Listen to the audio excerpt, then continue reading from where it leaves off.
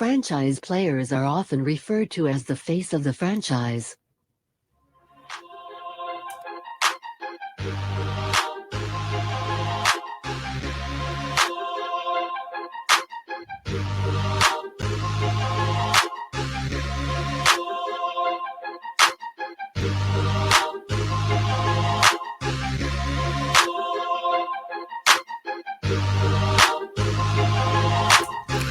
Welcome into a brand new edition of Franchise Players here on Tobacco Road Sports Radio, exclusive to our YouTube channel, youtube.com/@Tobacco Road Sports Radio. You can hear the audio version of this every Friday afternoon across the Triad on terrestrial radio. WWDG 1470 AM is part of the TGI Friday lineup at 5 p.m. in Greensboro.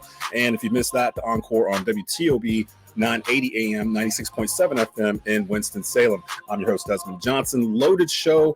Today, we had a lot of stuff that happened over the course of this week in the sports world. We're going to try to touch on all of those things.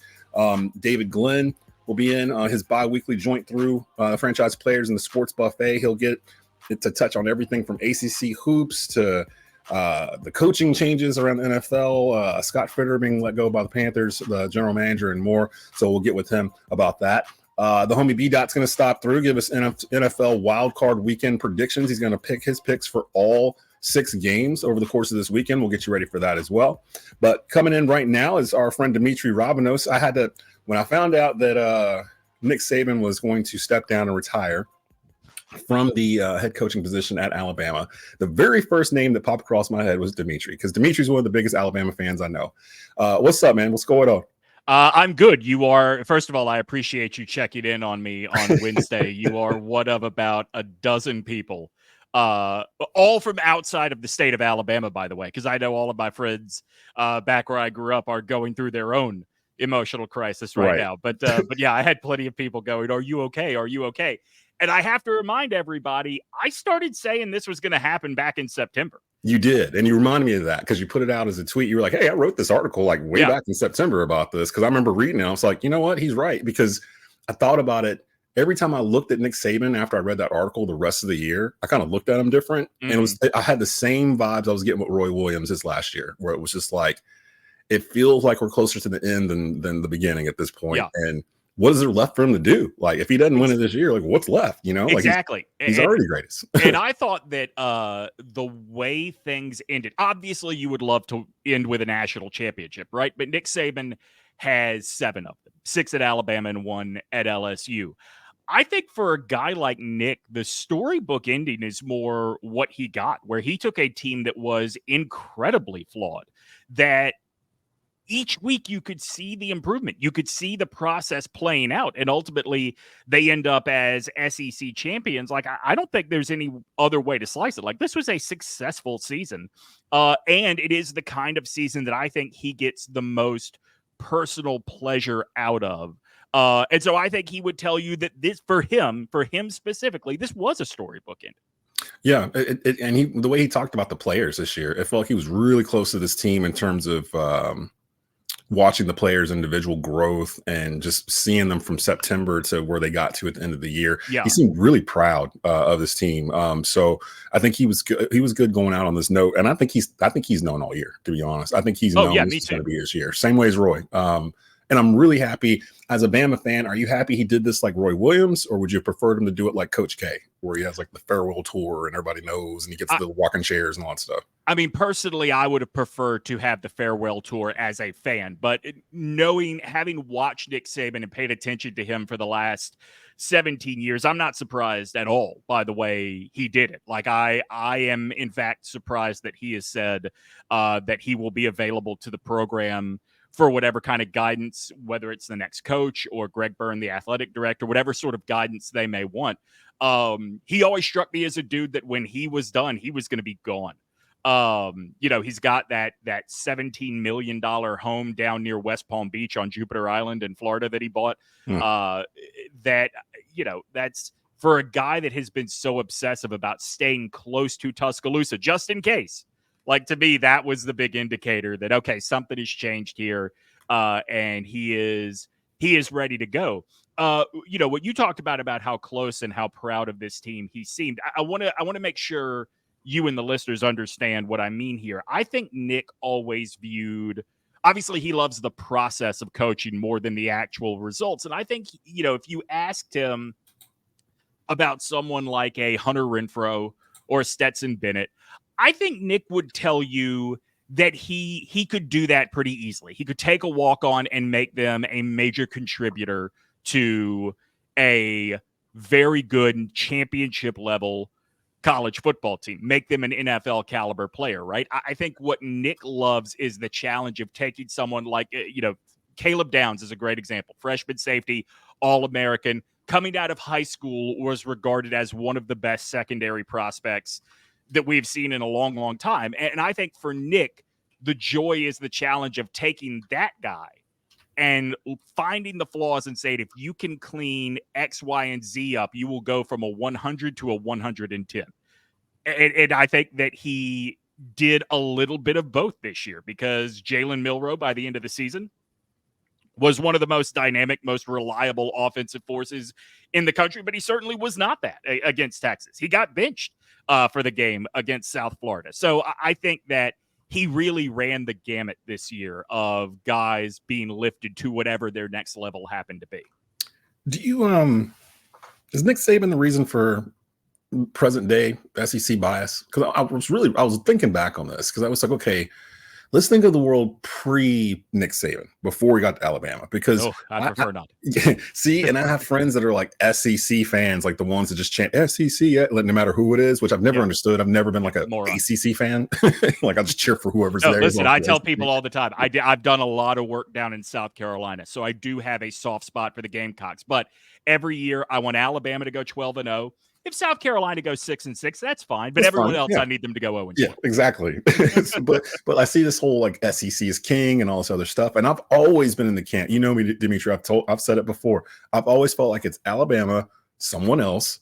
There's usually two teams right below that, and then it's the rest of the league. And I feel like Alabama has been the flag bearer for the SEC for the past 15 years or whatever. Like, the SEC has rode the wave of Alabama basically dominating college football. Is he the reason? Do you feel? Because to me, I feel like he is the reason that the SEC is looked at the way they are currently today. How danger is that now with him not there? And it doesn't appear that there was a succession plan, which I'm kind of surprised. If he knew all year that he was going to go, you would think he would have something in place, but it doesn't appear that there's one in place. Yeah, I don't think he was ever going to betray what his plan was by doing that. And also, I've heard in the last couple of days that Tommy Rees has picked up steam as a candidate. I would argue neither of his coordinators were ideal to take over, Rees on offense or Kevin Steele on defense, who also just retired himself from college football. I think that Nick is the reason that SEC dominance narrative got kicked into overdrive. But it started before. Remember, this started with Florida in 2006. Before that, right after that, LSU, then Florida again in 2008, and then the Saban run of dominance begins. And the other part, too, that I don't think you can overlook is, let's go back to 2009, or I guess since 2009, when Saban won his first title. Since that time, Alabama has won a title. Auburn has won a title. LSU has won a title. So I don't think you can say that Saban is the only reason. He is definitely the reason that SEC teams did not have patience to catch up to where he was, to where Alabama was. And it's why you've seen, a school like Florida, Urban Meyer leaves the school, and since then they've had 4 head coaches? Yeah. It seems like there are some schools in the conference, like Mississippi State is another good one. Mississippi State had their guy in Dan Mullen. Mullen left for Florida not that long ago, 5 years ago, and they're on their 3rd coach, or I guess they'll be on their 4th coach since Dan Mullen when the new season begins next year. There is a lot. Tennessee has had too many coaches to count in this time frame. Like, he is definitely the reason that good enough was not good enough in the conference anymore. Do you don't think? Well, I was thinking about this too. It feels like it follows the same path as like Roy Williams, Coach K, Jim Boeheim, a lot of these like legendary coaches that gotten up in age or whatnot. Almost feels like they got pushed out of the game ahead of when they really wanted to go, due to the changes in the college sports landscape, NIL, the portal, league expansion, the SEC is in the middle of all that stuff. Out of those 3 things, which one of those 3 things do you think bothered Saban the most? Like, it might have contributed to this decision? NIL. 100% NIL, because I don't think look, don't get me wrong, I don't think he loves the portal, right? But I also think that you look at any Alabama loss in the portal, it has not been a significant contributor at all. And in fact, very few of those guys leave Alabama and go on to be big-time contributors to wherever it is they end up. I think what bothers him about NIL, and I'm going to give you a little bit of a history lesson here. Before Nick Saban, the Alabama booster corps was internally feuding. They were more worried about who was better than each other than they were about was Alabama better than Auburn, LSU, Florida, et cetera, et cetera. Nick Saban came in, and in 2007, Alabama fans know this as the tip of the spear speech. He got all these boosters together, and he said, look, when you go into battle, if there is anything in front of the tip of your spear, you are going to lose. I am the tip of the spear. Nobody is in charge of this program but me. And he did what at the time seemed impossible. He got all of these rich, egotistical Southern men to fall in line behind him.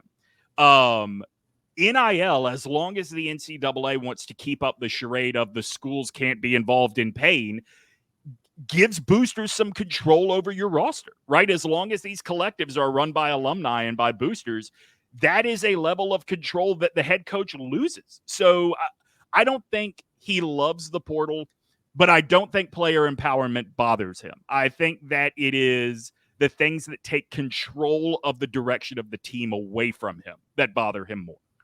Young Gun podcast host Demetri Ravanos joining us here on Franchise Players as we talk about the legacy of head coach Nick Saban, who retired this week from the University of Alabama, 7-time national champion, widely considered the greatest head coach or college head coach of all time. Who should be the front runner? Who do you want? I mean, you're a Bama fan. Is there somebody in particular, like in a dream world, who would you like to see come to Alabama and kind of keep this thing rolling? But who would you like to have, and who do you think is the actual front runner? I mean, if you gave me my choice of it, look, I've said all along that Greg Burns should begin by at least calling Kirby Smart and asking, is there anything? We all know the answer is no, right? Like the answer is no. Kirby Smart doesn't need to go to Alabama. He's got Alabama. It just happens to be in Athens, Georgia, right? It's on the water.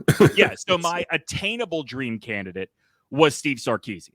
And again, that's not easy because Alabama can call Steve and say, you just tell us the number. And Texas can call Steve and say, we'll give you a blank check and we'll have Houston ship a rocket ship over. Yeah. Like that's not an arms race you are going to easily win.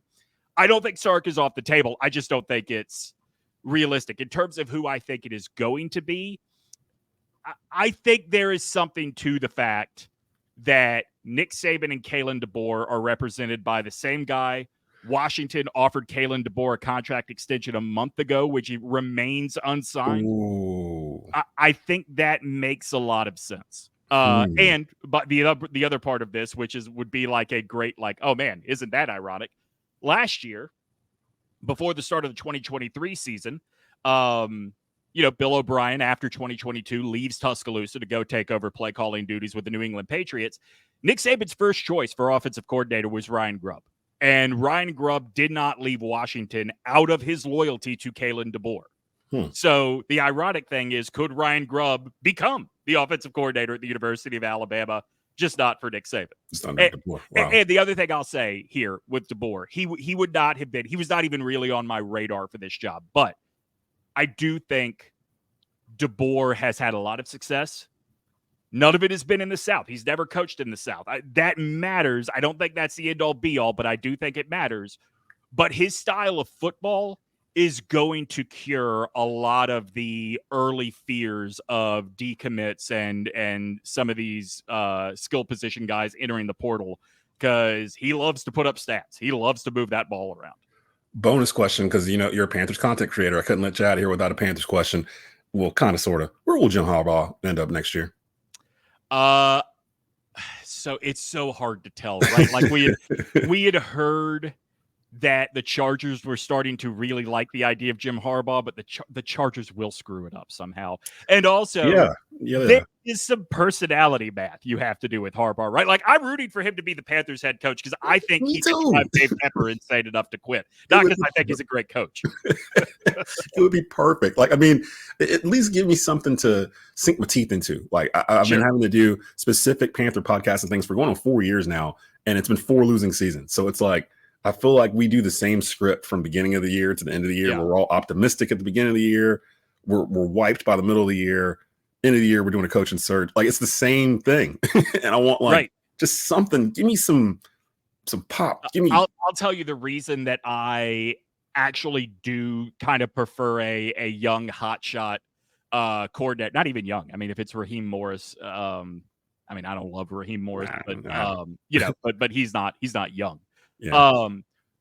I would argue that anybody that is going to demand a certain level of control, Harbaugh, Belichick, Pete Carroll, the problem this franchise has is roster construction. Get a professional in there to do that and get a coach to coach. Yeah.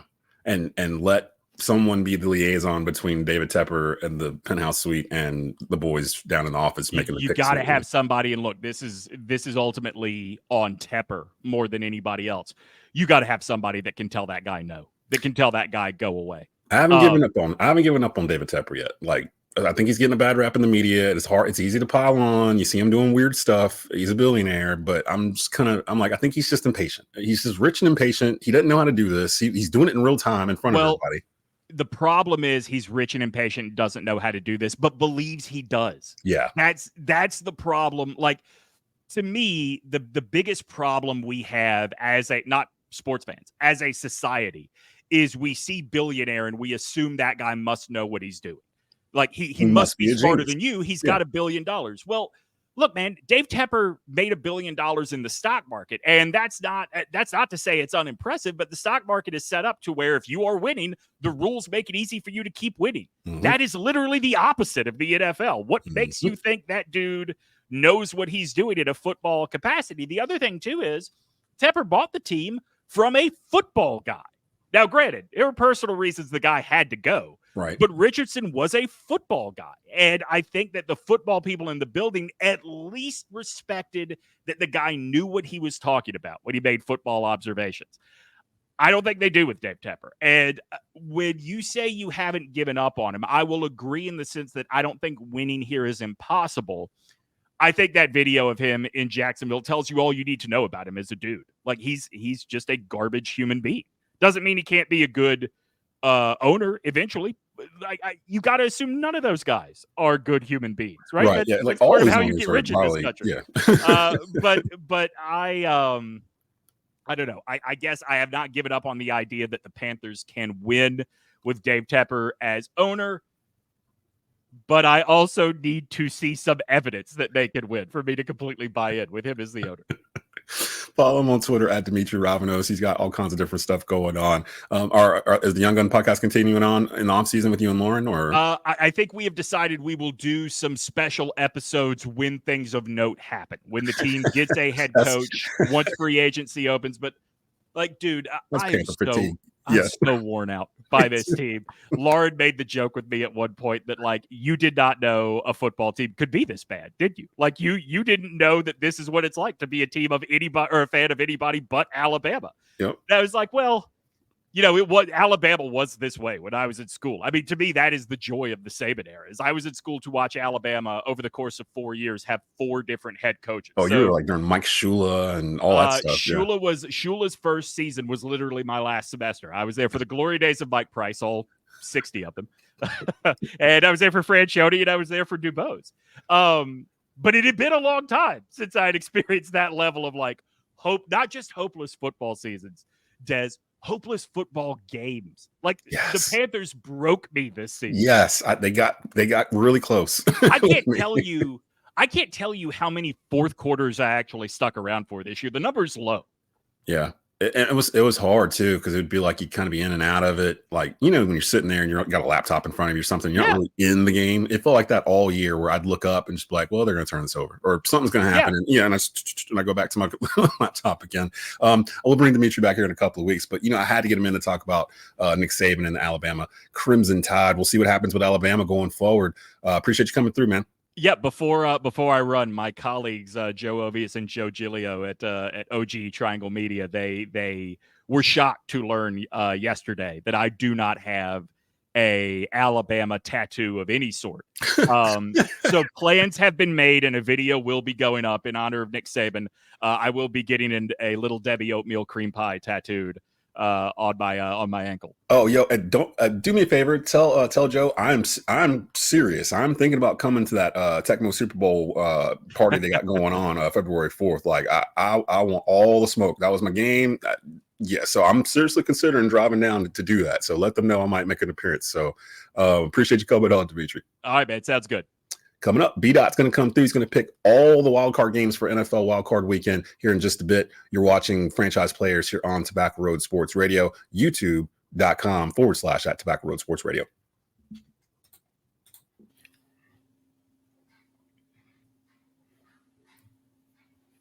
In professional sports, a franchise player is an athlete who is not simply the best player on their team, but one that the team can build their franchise around for the foreseeable future.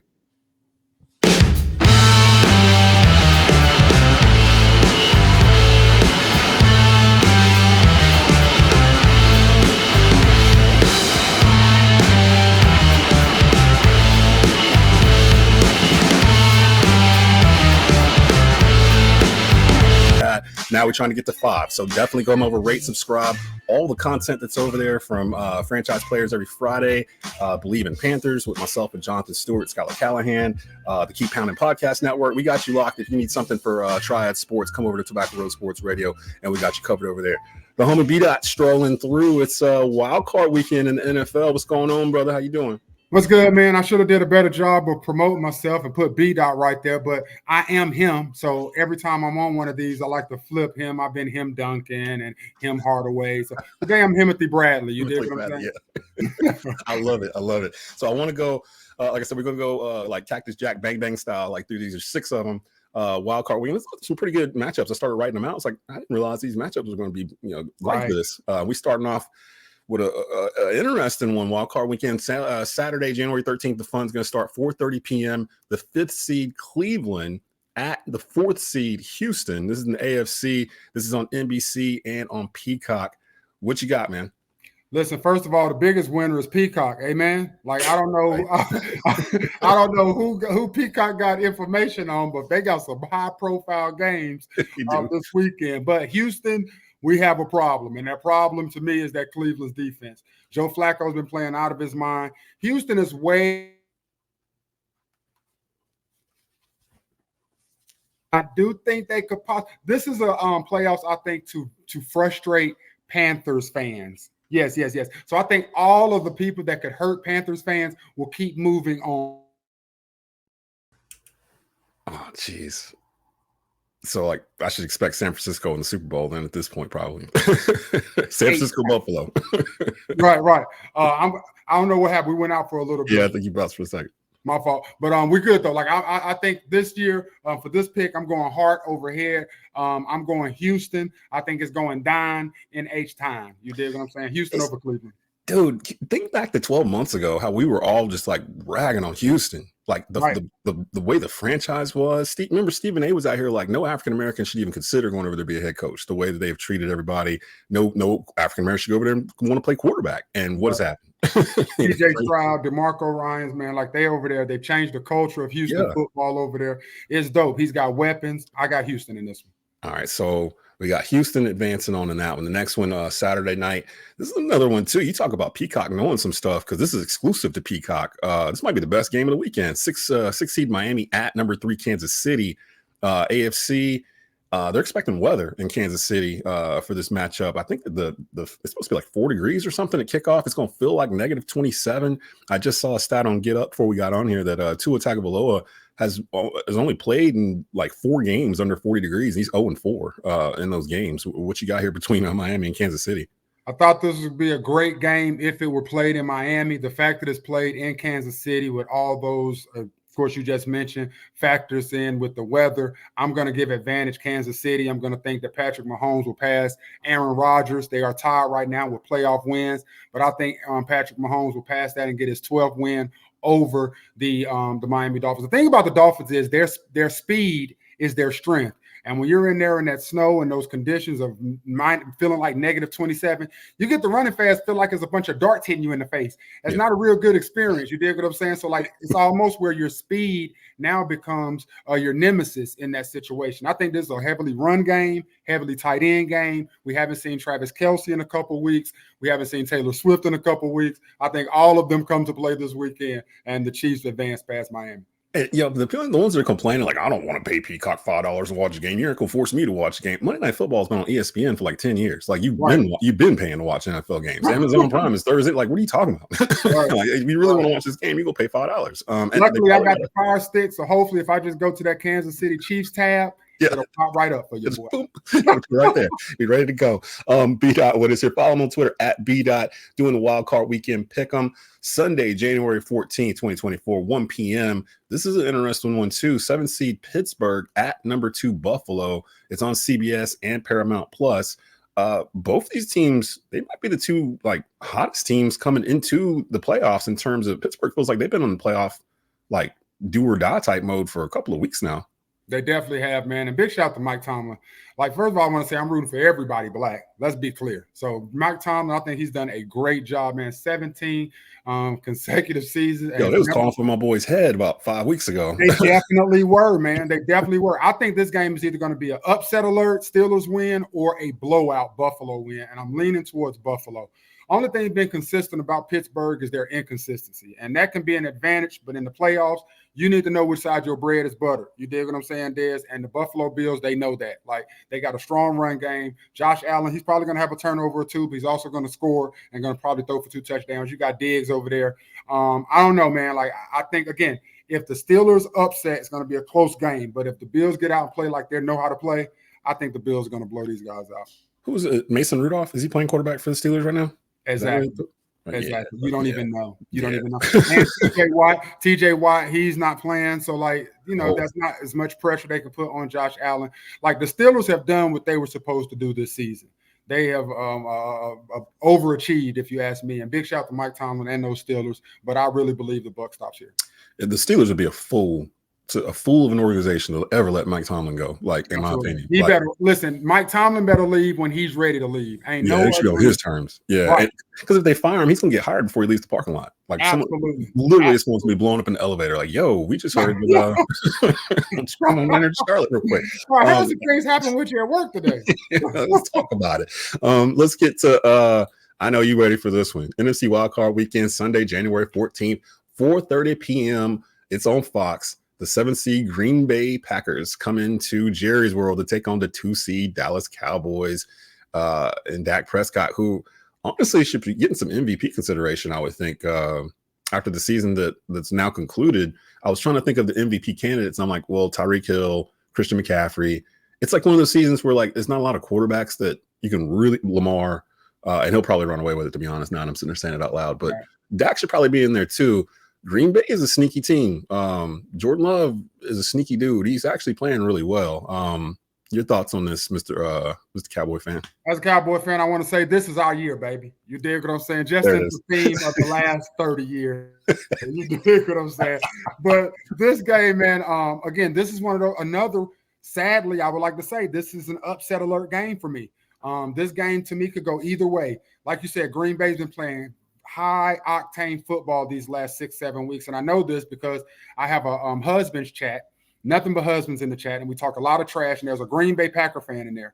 And he talks he's like arrogant. Lou, his name's Lou. He's just an arrogant Green Bay fan. And he's been talking a lot of junk these last 7 weeks. So I've been paying attention to Green Bay. They've got a lot. They're the youngest team in the NFL, which really bodes for their confidence because you don't know what you don't know. So you go out there and you just play football. You dig what I'm saying? That can be very scary. However, my Dallas Cowboys, we don't win. We don't lose at home. Right. You dig what I'm saying? We are the more we on paper. We're the better team, offensively, defensively, and special teams.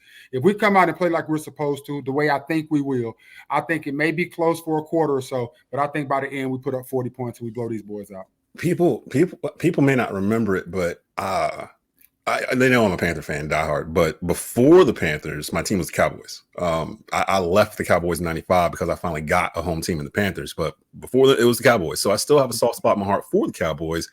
And luckily or unluckily, the past, 6-8 years, I haven't had a chance to root for the Panthers at this time of the year. So my attention usually shifts to who am I going to root for in these playoffs? I think I'm rooting for the Cowboys. It does feel like Stephen A. kind of nailed on the head. I think this is their best chance to get to the Super Bowl in 30 years or whatever it is. Now, you're going to have San Francisco at the very end, but that might take care of itself before you even get there. So, we'll just kind of see what happens there. But I like Dallas, especially at home. They average like 35 points a game or something nuts at home. Yeah. Let me just say this, man. Green Bay, they have Jones and they've got what's the other running back? Dylan. That's tough. We have to stop that. They don't have Jair Alexander, so CeeDee Lamb should have a great game. It's funny you mentioned how you became a Panthers fan because that's honestly how I became a Dallas Cowboys fan. I'm from St. Louis, Missouri. I was born in St. Louis, Missouri. So growing up, I really didn't have a team until the Rams came back to St. Louis. So I was a St. Louis Rams fan through the Super Bowl and all of that. When they left St. Louis and went to LA, I denounced my fanship and became a Dallas Cowboys fan. I can see it. So yeah. People give me hell about that. They fuss, how'd you pick a Dallas Cowboy? And I tell them all the time, man, I'm a star, baby. You dig? And you can ask my wife about Big D. But that's neither here nor there. I would like to say this in closing. Let me say this in closing. This is the only consolation I have if my Cowboys lose and don't make it to the Super Bowl or don't win the Super Bowl. I hope Jerry Jones fires McCarthy and hires Bill Belichick. That's all. Wow, really? You would rather have Belichick than McCarthy? Belichick is chasing championships. Wow. Belichick needs a team like Dallas. In the teams that's in the playoffs right now, there's no other team whose coach will be on more of a hot seat than Mike McCarthy. And if Bill Belichick wants to go somewhere with a team that's already ready to win, they just need some discipline. And what he can bring to the table is the Dallas Cowboys. Another great program, a great organization for him to go to. Bill Belichick as the head coach of the Dallas Cowboys could be top billing. Damn. And Jerry's got familiarity with that type of coach and that tree with Bill Parcells. So that could – it just don't feel right to be talking about Mike McCarthy being on the hot seat when he's won 12 games, like 3 years in a row or whatever. If he doesn't get over the hump to the Super Bowl this season, that is the only consolation. I do want him to let the team go and watch the last time the Packers and the Dallas Cowboys played. I was thinking, yeah. I just watched it the other night on television. That was a catch. That was a catch. That was a catch. Don't do that to yourself. That's why that was a catch. He had 3 feet down, and then he reached. And then the next year they changed the rule. If you reach, this is bullshit. That's why I don't go back and watch Super Bowl 50. It's going to evoke all these emotions, and I'm like, nope, not going to do it. It's almost like it didn't even happen. 8 p.m. the nightcap on Sunday night, January 14th, WildCard Weekend. The 6 seed LA Rams at the 3 seed Detroit Lions. This is on NBC and on Peacock. Peacock got a lot of these games. Peacock is the winner of the weekend. What's happening? Usually it's like ABC or something that's got the wild card games, but nah, Peacock's like give them to us, give them to us. These are 2 interesting teams. Both of them are teams. I think everybody left the Rams for dead, and Detroit's been on the rise past year or 2 with Dan Campbell at head coach. The Rams might have the best offense in the league, pound for pound, at the wide receiver, running back, and then Stafford at quarterback. What you got here? Because I'm almost like a toss-up on this one. This is my game of the weekend. Even as a Cowboys fan, this is my one. It's so many underlying storylines, right? You got Matt Stafford, Jared Goff. They were swapped out for one another. So they were going to opposite teams. Jared Goff was a Detroit Lion. Jared Goff was a Ram. Matt Stafford was a Lion. Detroit is the home that Matt Stafford built. For him to come back into Detroit and to face this now Jared Goff team that feels like that Rams team did him greasy and he could end their season. Mm-hmm. Oh my gosh. I can only imagine what Dan Campbell is saying to them boys in the locker room. The thing you say about that Rams offense, what am I missing something, Des? What are you thinking? No, I didn't even think about those storylines with the two quarterbacks. Oh man, it's the best storyline. It is the best. Yeah. I love it. Like after coming home, I wasn't even thinking about that. Oh, it's amazing, dude. It's amazing. Then you got your young stud running backs with Gibbs and Montgomery in the backfield for the Lions. They control the line of scrimmage there. Then Hutchinson on the defensive side, he's gonna give Matt Stafford problems. And like all of those different storylines are just amazing. You got Amon St. Brown for Detroit. You got Puka Nacua, who's really come off and made you totally forget about Cooper Kupp on that offense. Like, this game is going to be the one. And like you said, it's a toss-up for me. And I have to go with the coach that I prefer. And in this situation, Dan Campbell coaches like I play Madden. Like, he goes for it on fourth. He's going to go for 2-point conversions. He's just super aggressive. He wants to put his foot on your neck, and not just put his foot on your neck, but he wants to twist it a little bit. I'm going Dan Campbell at home. First time in the playoffs since 1991 or some foolishness when Barry Sanders was toting that pill. Give me the Lions, man. Okay. And that actually got me hyped for that game because I wasn't even paying attention to that one. And I was like, that actually might be the one. That's my favorite game of the weekend. Okay. I cannot wait for that game. So I'm gonna make plans to make sure at least I'm sitting near Peacock someplace. I'll be able to Peacock. I'm good to go. They're gonna go crazy for the Super Bowl. I can only imagine how many Peacock commercials we're gonna see for the Super Bowl. It is on NBC this year. Yeah, so it'll be on Peacock. Yeah. Oh my gosh. So yeah, they're making a push. Everybody come get Peacock right now. And then the nightcap Monday or the end of WildCard Weekend, Monday, January 15th, MLK Day, 8 p.m. I don't know what happened to Philadelphia. The 5 seed Philadelphia Eagles at the 4 seed Tampa Bay Buccaneers, led by Baker Mayfield on ABC and ESPN. Who you got in this one? This is my upset game, man. Like, Baker Mayfield has something to prove. And I told folks, Baker, like about 6-7 weeks ago, I said, he's found something in those receivers, dog, that he's never had before. He didn't have it in Cleveland. He didn't have it in Charlotte. Like, he's got some weapons down there. And Baker Mayfield, this is like the best season he's ever had fun-wise. I know he's been to the playoffs before, but he didn't go to the playoffs with an arsenal like he has in Tampa Bay. A defense that's strong, a team that's, just a couple of years removed from a Super Bowl appearance and a Super Bowl win with Tommy. I really like Tampa Bay to do the thing this weekend that's going to shock the world, and that's upset the team that is the NFC defending champions. Philadelphia, they're just going on a slope downward, and it sucks to see. You don't know what they're going to do from game to game. You don't know if Jalen Hurts is going to be accurate or if he's going to be throwing the ball all over the field. A.J. Brown's not playing. Julio Jones, you can't depend on him.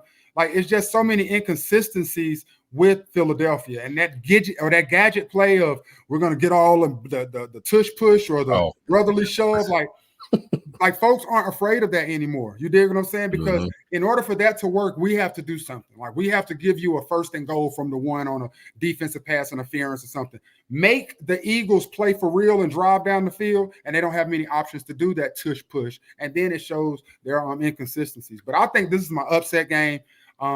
It might be a little bit of me hoping it's an upset game because I absolutely hate the Philadelphia Eagles, but I do think that Baker Mayfield and them Bucks can get it done at home.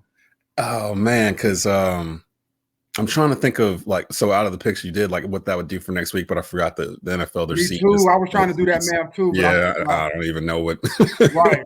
Because again, I'm kind of rooting for the Cowboys. So I'm like, okay, if that goes that way, then I think it'd be like Detroit versus Tampa, and it'd be who's the other? It'd be San Fran?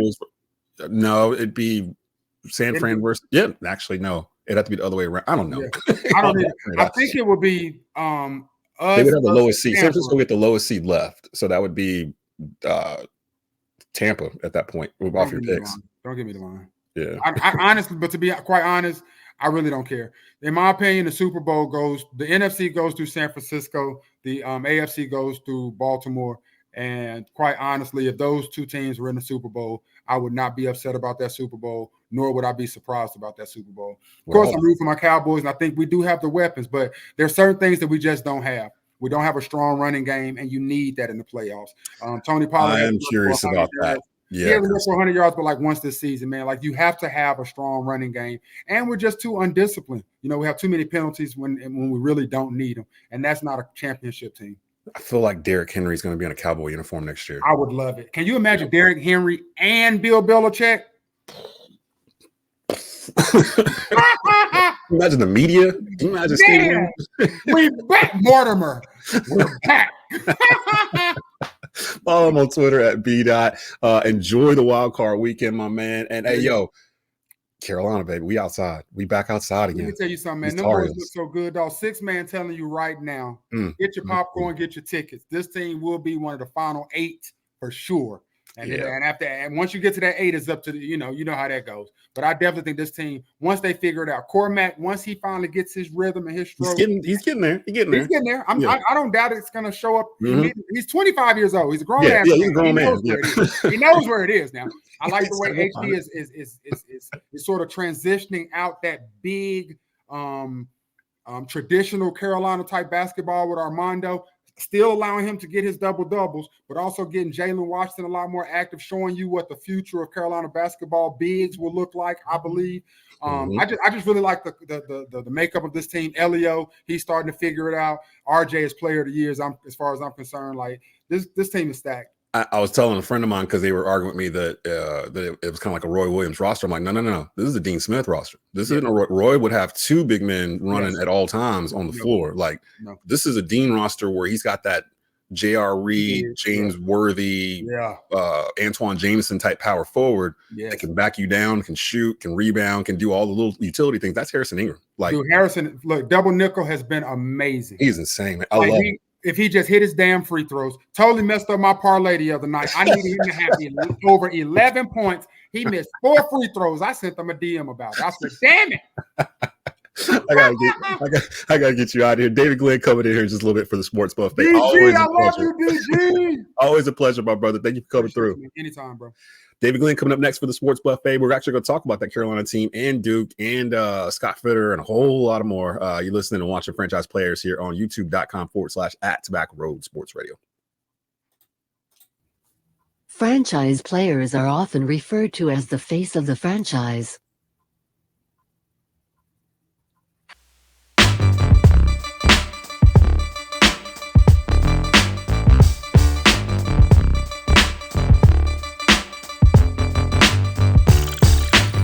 Sports Radio's YouTube channel, youtube.com/@Tobacco Road Sports Radio. We crossed over 1,000 subscribers, I believe, back in October, if I'm not mistaken. Now the goal is 5. So if you ever listen to anything, watch anything on Tobacco Road's programming, covering everything from Panthers to ACC hoops, college football, pro wrestling, and more, definitely give us a shout out, rate, subscribe us, like us, subscribe to the YouTube channel over there and help us get to 5,000 subscriptions. Shout out to B.Dot, just came through, gave us his wildcard weekend predictions, and OG Triangle Media's Demetri Ravanos, who came through to talk about the legacy of Nick Saban. Join us now, his bi-weekly joint through Franchise Players, David Glenn from the NC Sports Network. You can go follow his work at ncsportsnetwork.com and follow him on Twitter at David Glenn Show. What's going on, DG? I'm doing great, Des. Good to be with you again. So I'm going to hit Sports Buffet. We kind of banned it last week, but there's so much stuff that happened in the this week in sports. I'm going to kind of go backwards from we're doing this on Friday. I'm going to kind of go all the way back to Monday by the time we're done with this. But I want to start off midweek. And let's hit hardwood ACC hoops action. 7th seed UNC takes out NC State and Raleigh on Wednesday night. 14th ranked Duke blew out Pittsburgh on the road. Are these two Final Four contenders in your mind after what you've seen so far? Well, if you make the list a dozen or more, then I do think Duke and Carolina both belong on that list of top Final Four candidates. And I'll tell you, I was at that State Carolina game. The Tar Heels did several things against the Wolfpack, and they deserve credit, Des. There are not a lot of teams that are going to go on the road against Pitt, against Clemson, against NC State, and come away with 3 wins. The favored team on the road is going to get upset a lot in the ACC this year. And the Tar Heels just went on the road and had a pretty impressive 3-game sweep against solid or even better opponents. But the Tar Heels defended better than at any time last season. They just absolutely shut down the Wolfpack. I know Kevin Keats said it wasn't really anything the Tar Heels did. His guys just missed a lot of shots. No, his guys missed some open shots, but it was also a lot about what the Tar Heels did defensively.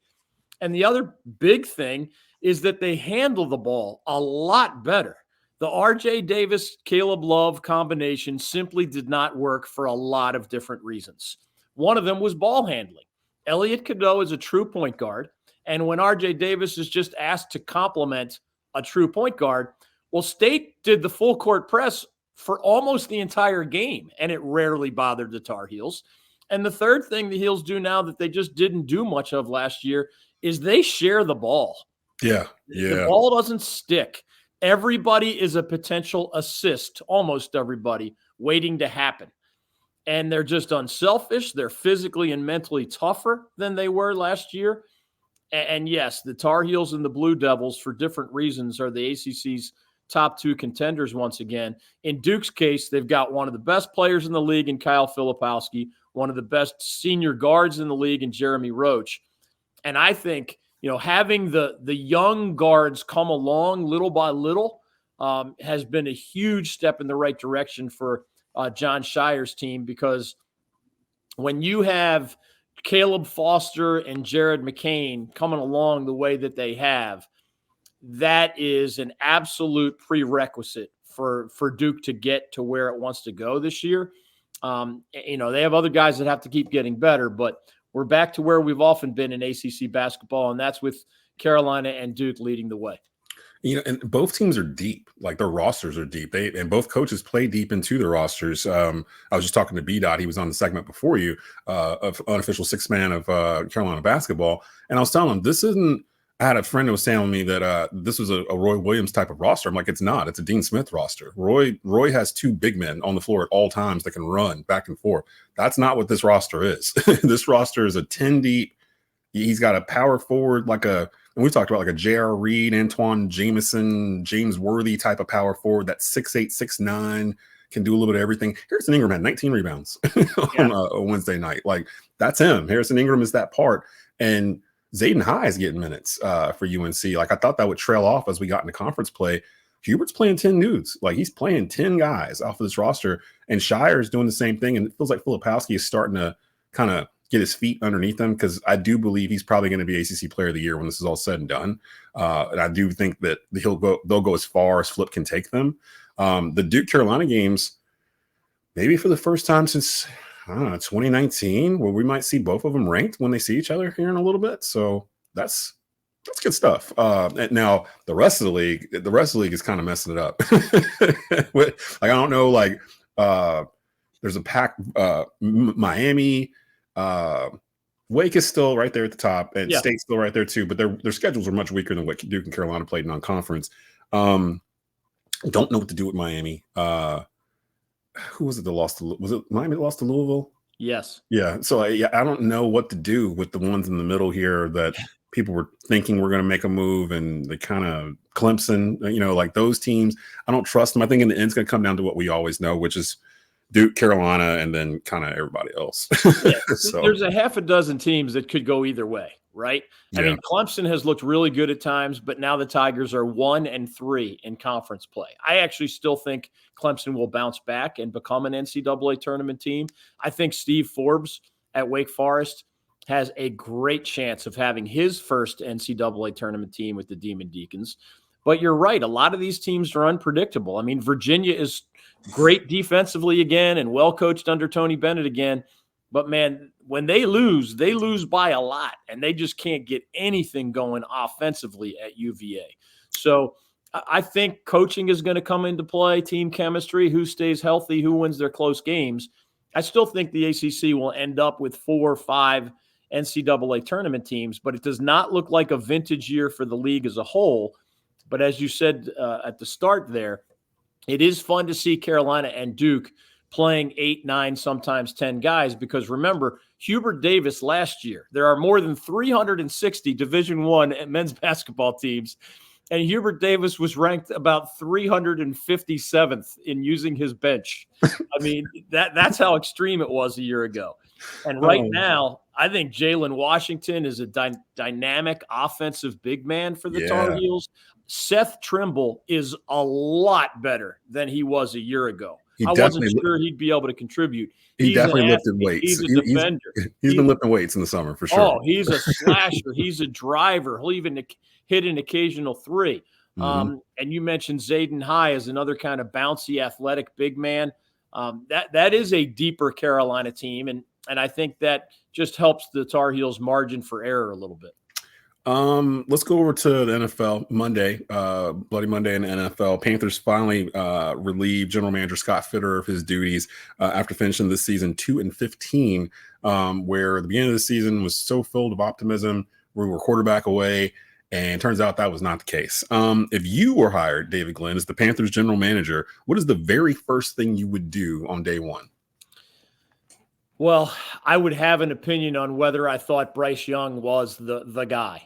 And this is going to be fascinating to watch because there's a little bit of chicken and the egg going on. If you're David Tepper and your favorite general manager candidate during the interview process says, I think y'all made a mistake with Bryce Young, what do you do then? Do you eliminate that guy as a potential GM? Which comes first? Oh, boy. If you think he's the best GM and he doesn't like your quarterback, wow, you've got a real reboot on your hands. Or do you interview 8 to 10 GMs and you only take one of those? And of course, it's going to be a divided group, right? Maybe 6 of the 10 say Bryce Young is the guy. You just didn't have enough around him, and you have these great defensive pieces. I think we can make this thing happen. To me, that's David Tepper's biggest challenge, because we've already seen that at least the appearance of he has hired some consulting firm type people to, I think, as a smart man. I know everybody's down on David Tepper right now. He is a smart guy who wants to win, whatever you think of his mistakes. And I think it's a good sign that he's hiring these outside consulting agencies that are basically forced to make him look at how he screwed up previous decisions. And most smart people I know, even if they're powerful, when they fail, they are more willing to listen than they were the previous times. And I think he's just too smart to just be a bull and stubborn and kind of just be the bull in the china shop in this whole double hiring process. I mean, you need a coach while everybody, 7 other teams need a coach, although some are filled. You need a GM. I mean, his days are filled with interviews right now, Des. They're going to interview 20 plus people, it looks like, when you combine coach and GM, and it's just hard. It's like trying to build a bridge when you're not sure. One leg of the bridge is the GM, and another leg of the bridge is the coach, and another leg of the bridge is which quarterback you think is your guy.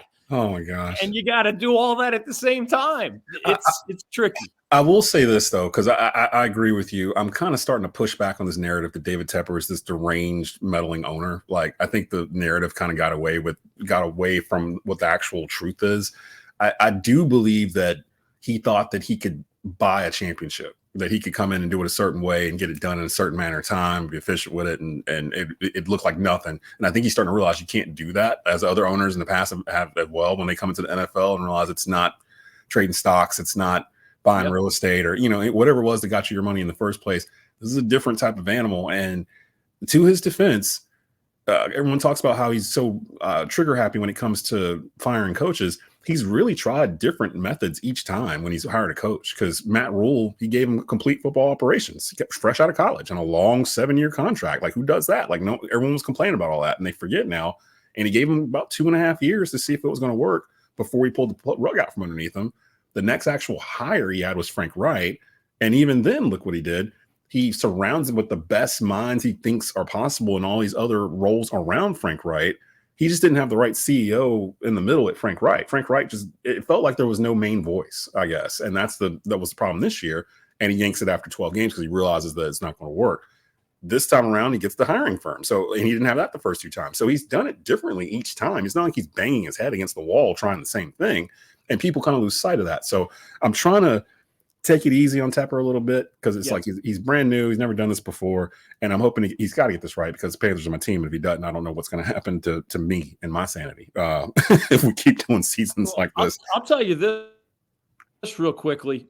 When I'm dead and buried, if you tell me that the worst thing I ever did was throw the remaining ice cubes of a drink at somebody who was cursing at me from 10 yards away, I mean, I didn't hit him with a hammer. Yeah. Right? I didn't murder anybody. I didn't physically. You didn't jump out the booth. I didn't put hands on. Was it a smart thing to do? Of course not. Is it a stupid thing to do? Of course, yes.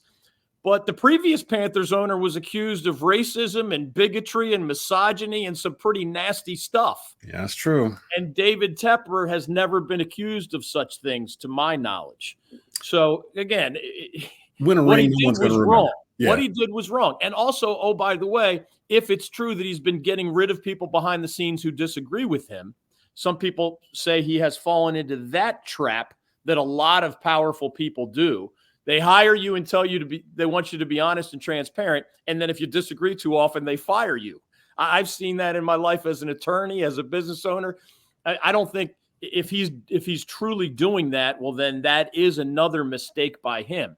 But I don't think the guy should automatically be declared a horrible human being because of his over-emotional reaction as a competitor while probably being taunted from his owner's box. Again, do I justify it? Of course not. But there are a lot worse things than what he did in the heat of the moment there. Running up against the end here of franchise players for Friday, January the 12th, 2024. Real quick before I get you out of here, though, with the Pats moving on from Bill Belichick and Nick Saban retiring from Alabama, who is in more trouble going forward, the New England Patriots or the Alabama Crimson Tide? I'll say the Alabama Crimson Tide, and I don't mean in trouble in the longer haul. I mean just in the shorter term. I think Jared Mayo, the new guy with the Patriots, is a huge step in the right direction. Robert Kraft seemingly has had his eye on him as an up-and-coming coaching candidate for quite some time, and obviously he knows the Patriot way. There's a chance for that to be a smoother transition. Alabama has everything you could possibly need to win. Tradition, history, facilities, fan base, big, deep pockets. But as the old saying goes, I'd rather be the guy that follows the guy who follows Nick Saban. We're seeing all these coaches go, no, we don't want that job. Yeah. Man, his immediate successor. We have the UCLA basketball exam after John Wooden a long time ago. Took a whole bunch of wrongs to finally get it right, if they ever got it right. The last time the legend left Alabama, when Bear Bryant left it, they went through a little period of time where they weren't really Alabama, until Saban got there. Stallings won, if I'm not mistaken. But other than that, yeah, I'm kind of expecting, like you said, Alabama to kind of, I think it's Georgia's world now. Like Georgia's the king of the SEC, king of the planet, and we'll see what happens to Alabama. But I'm up against it. We're right here at the end of time. Follow DG on Twitter at David Glenn Show. Follow his work at ncsportsnetwork.com. New articles, new episodes of the David Glenn Show you can find on their YouTube channel. Just search NC Sports Network. Appreciate you being on, DG. Thanks, Des. Always good to be with you, man. And that's it for Franchise Players for Friday, January the 12th, 2024. Again, rate, subscribe to the YouTube channel, youtube.com/@Tobacco Road Sports Radio. We'll see you next week.